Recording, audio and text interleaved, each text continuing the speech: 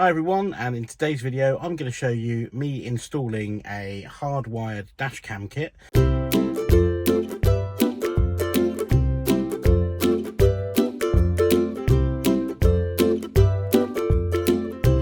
It's the Nextbase GW322 model.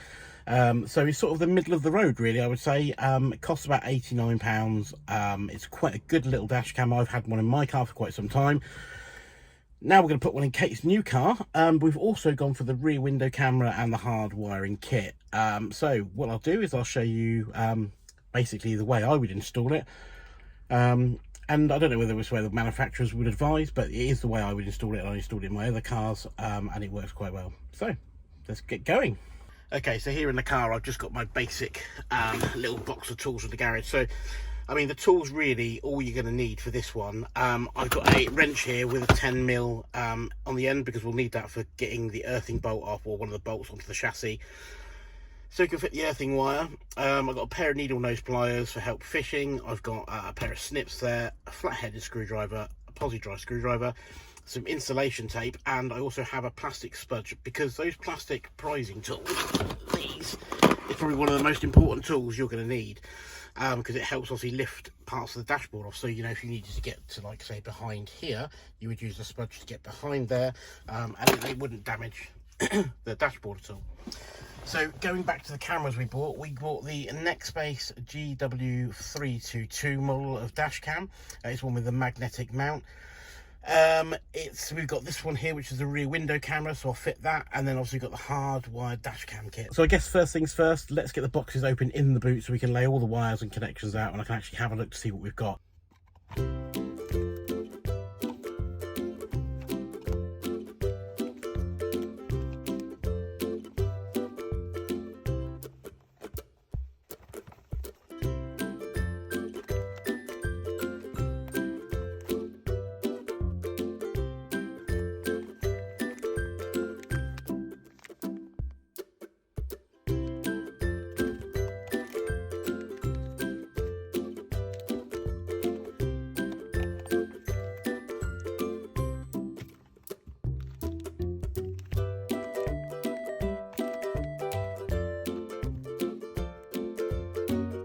Okay, so we've decided where the camera's going to go. It's going to go up here.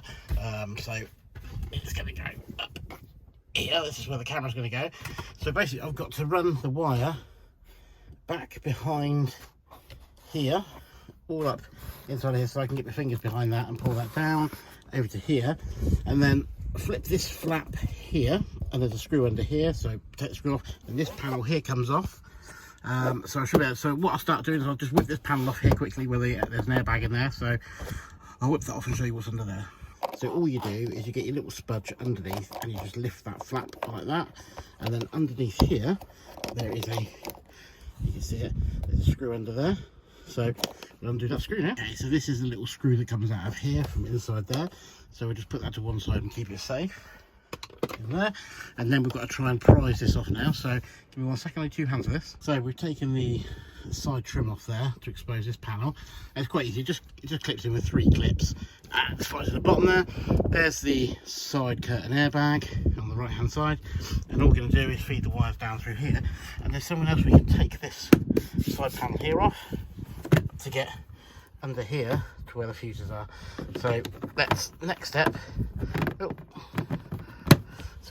is to get this little side panel off here. So we've got this one off, and now take this one off.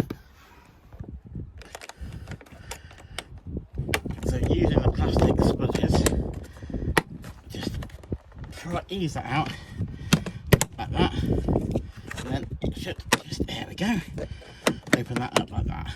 So now we have access into by the fuse box, and then what we can do under here, get into the fuse box this way, and obviously in there this way as well. So you can see we can get in both ways now, in through the side, because obviously we're going to feed the wire down through this here, which is going to run down behind the dash, and it'll come out down here, and in here I'll just take this off, it's on the trim, so just put this down a second. So this rubber trim here just just needs to be peeled off a little bit. Just peel this rubber trim back a little bit. There we go. So we've taken that door piece off now. And then what we're going to do, we're taking this door trim piece off here now. So this is the 10mm bolt I need to get into, so I'm going to use that for earthing. So it's all nice and tidy behind us. So there was a reason for taking this little side panel off. Like I say, it's only a few clips and a bit of door trim, so that just pushes back on after I put the door back on. But yeah, so I'll be able to get in there, easy access to get inside there, easy access to get underneath there, and then we'll get on and crack on and do the wiring now. So we're going to decide which electric we're going to use. So it's quite handy. On this Kia model, obviously there's the diagram of what we're going to use. So we're going to use sort of power that powers on with the ignition. So we know here power outlet 2, that powers on with the ignition. What else have we got over here? Audio, amp, sunroof. So we want to go for something non-essential. So we don't really want to go for things like lights, door locking. We don't want to go into anything like that, but we'll probably go for something like third one up, 15 amp power outlet 1 or power outlet 2. So either of those two will be the ones we'll go for. And I'm thinking for ease, we'll probably go for power outlet 2 because that's across that side of the fuse box. So if this is turned round, it's over this side of the fuse box. So it might be easier to go for that one rather than do something in the middle. But and we know it's the middle of these three. So yeah, either power outlet 2 we're going to go for, power outlet 1. And what I'll do is I'll test those with the ignition in a minute. But we know that when we turn the ignition on, these get power outlets. Then unpowered when the ignition's off. So these are the ones we'll go for. So right, let's crack on and do the wiring.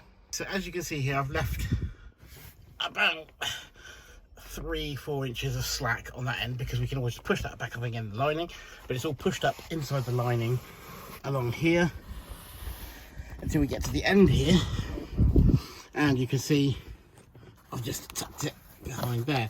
That's all I'm doing is just pulling the lining forward a bit and tucking it behind the lining. Now when we get to here, you can see we're inside this. Now what we don't want to do is put anything in front of the airbag because that's a big no-no. So we're going to come down and we'll just chase this wire, come down around by this wire here. So we'll just tuck in nicely behind it up here. So I'll do that now and then we'll come through the bottom there. So let me just do that and I'll show you. So as you can see here now, I brought the dash cam wire down. I run alongside this wire here, which tucks in nicely, and I'll just put a little bit of insulating tape around to hold them together and back to here. So also while I'm here, I'm going to run the rear camera wire. I'll do that in a moment, but yeah, like I say, because that's going to go back towards the rear of the car, but we'll do that in a second. So that's all tidy in there, and that now wire is dropped through and it's down on the floor well down here. So plenty of slack to cap up on, and we'll sort that out now. So after a quick stop, I had to nip down the Halfords just to grab some spare fuses because I thought I had some, but I only had, like I said, the mini blades, not the micro blades, which I need here.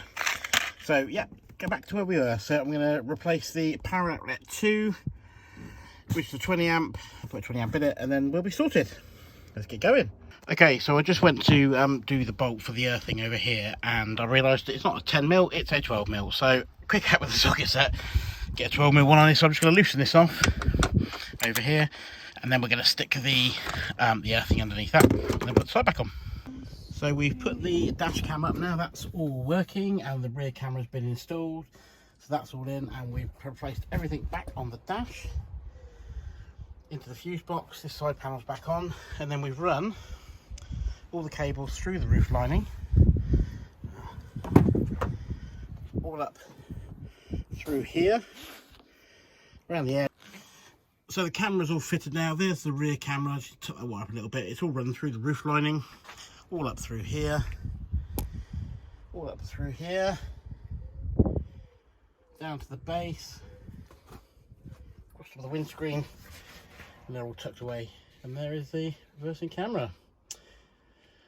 So thanks for watching. So hopefully you've enjoyed that video, and hopefully it's been some use to you. Don't forget, if you like this video, like it, and if you love it, subscribe. Thanks for watching, guys. Take care.